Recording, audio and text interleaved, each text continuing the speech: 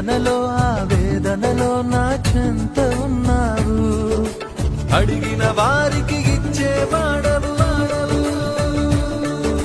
వెదకిన వారికి దొరికేవాడవు.